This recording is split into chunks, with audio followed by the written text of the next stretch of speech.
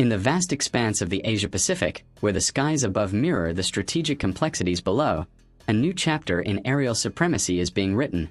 One defined not by American stealth or Russian brute force, but by French precision and versatility. The Dassault Rafale, once a slow-moving project overshadowed by its Western counterparts, has now transformed into a symbol of changing fortunes and shifting allegiances.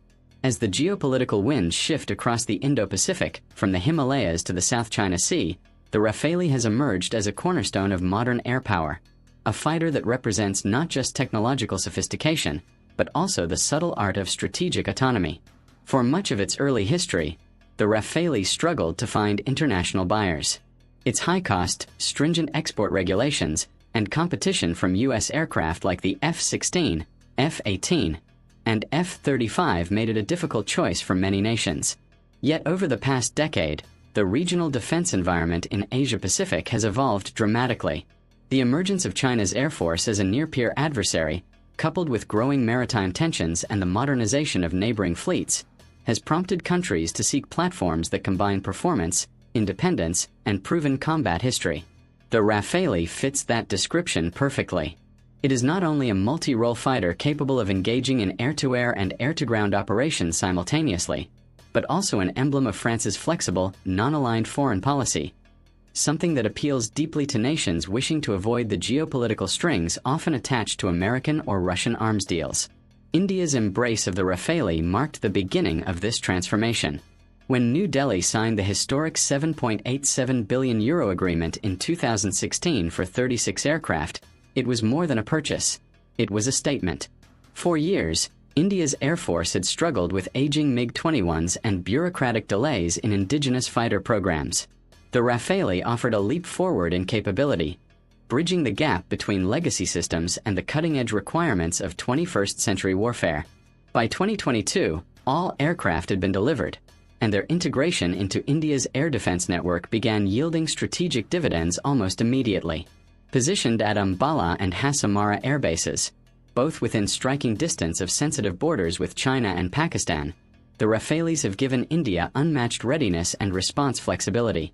Equipped with state-of-the-art avionics, the Thales RBE-2 AESA radar, the Spectra electronic warfare suite, and a suite of lethal weaponry, including the Meteor long-range air-to-air missile, Scalp cruise missile, and Hammer precision-guided munitions, India's Rafales represent more than just firepower. They symbolize technological independence and deterrence in a region fraught with unpredictability. During the 2020 Ladakh standoff, the mere mention of Rafale deployments added a psychological edge to India's defense posture, signaling a readiness to maintain escalation dominance without overt confrontation. For India, the Rafale's operational flexibility, its ability to switch from high-altitude interception to low-level ground strike within a single sortie, has transformed its air doctrine. While India's experience paved the way, Indonesia's decision to acquire 42 Rafales further solidified the jet's growing reputation. Signed in 2022 as part of a broader defense modernization plan, Jakarta's move reflected both practical and strategic reasoning. The Indonesian Air Force, long reliant on aging US F-16s and Russian Su-2730s, sought a platform that could offer advanced capabilities without deep political dependencies. The Rafale, with its track record in combat and France's willingness to provide flexible financing and technology transfers, fit the bill. Moreover, the acquisition reflects Indonesia's larger ambition to emerge as a central power in Southeast Asia, capable of defending its vast maritime domain across 17,000 islands. In the context of growing Chinese assertiveness in the South China Sea, the Rafale's long-range surveillance and strike capabilities make it a perfect match for Indonesia's defense needs. France's strategic push into the Asia-Pacific is not accidental. With its overseas territories in the Indian and Pacific Oceans, including New Caledonia and French Polynesia, Paris views the Indo-Pacific as central to its defense and economic future. By positioning the Rafale as a platform of choice for regional allies, France strengthens its presence without the confrontational baggage often associated with major powers. The French approach, emphasizing partnership, technology sharing, and sovereign defense, has proven especially appealing to nations wary of choosing sides in the growing US-China rivalry. Malaysia, Vietnam, and even the Philippines have expressed varying levels of interest in the Rafale. Malaysia, in particular, has long been seeking a replacement for its aging MiG-29 fleet. While negotiations have yet to finalize, the Rafale remains a strong contender, bolstered by France's offer of industrial cooperation and pilot training packages.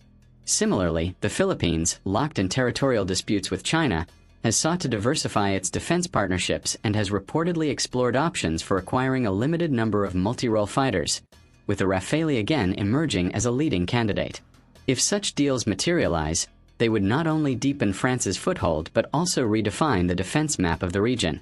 Technologically, the Rafale stands out for its omni-role design, the ability to perform a multitude of missions simultaneously.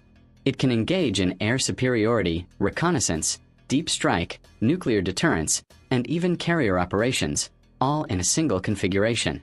This makes it ideal for nations that cannot afford multiple specialized aircraft types. Its compatibility with both Western and indigenous systems, along with its relatively low maintenance footprint compared to older fighters, adds to its appeal. The aircraft's modular architecture also allows continuous upgrades, a key advantage in an era where warfare evolves faster than procurement cycles. Perhaps the most significant aspect of the Rafale's ascent, however, lies in what it represents geopolitically. The Asia-Pacific region is undergoing a profound reconfiguration, where smaller and middle powers seek to assert agency amid superpower competition. The Rafale's success is not just a story of an aircraft. It's a story of strategic choice. By opting for French jets, countries are signaling a desire to maintain operational independence while acquiring top-tier military technology. The Rafale has become, in essence, a platform of empowerment, enabling nations to modernize without becoming dependent. France, for its part, has complemented these defense deals with broader strategic diplomacy.